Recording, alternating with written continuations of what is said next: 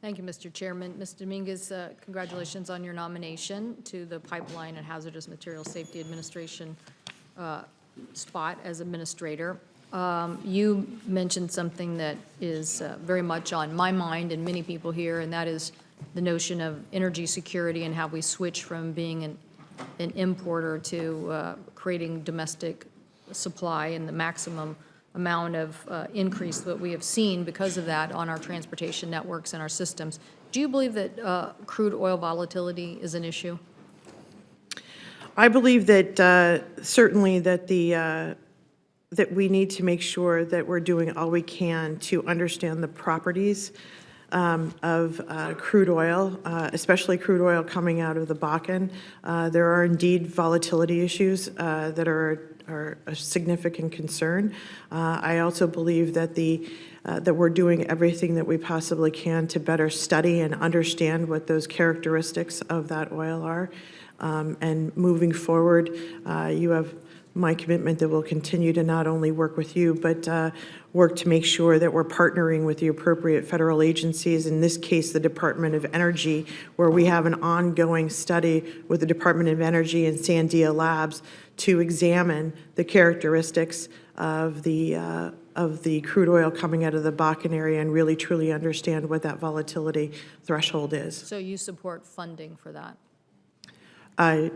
I believe that the Congress has provided us funding to do that. We've undertaken the study already with DOE, and we'll look to make sure that we're using those dollars wisely, and if we need to invest more, absolutely. Okay, good. Well, that last part was critical for me because I think that's where we are. You know that DOE came up with a crude oil characteristics research study, which was a compilation of science as it exists today on this subject, which raised questions about the volatility.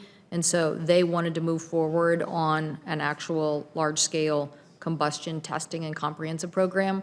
The issue is not that they don't want to do it. The issue is at the moment they don't have the funding. So glad that you support that, and that's what we need to do to make sure that that volatility testing gets done. And so I just want to make sure that that as the administrator of the Pipeline and Hazardous Materials Safety Administration, that you support making sure that that gets done. Thank you, Senator. I believe that it's a phased study. As I understand it, there's about 6 tasks that are underway.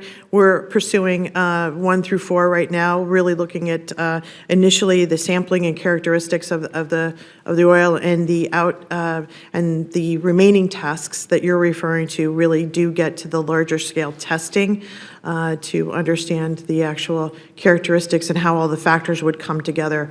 And undertaking that study, we look to also partner with industry to make sure that we're. But you want to make sure that happens.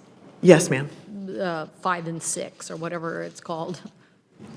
Yes, I think that we need to make sure that we're looking to make sure that we're doing everything we possibly can to address the volatility issue. Well, I couldn't agree more. I think that we are leaving our firefighters at critical junctions at these catastrophes, as we've seen explosions, without the resources and the tools to even address the fires, because we have so much train traffic now, 3 trains a day that's supposed to go as much as high as 15 trains a day.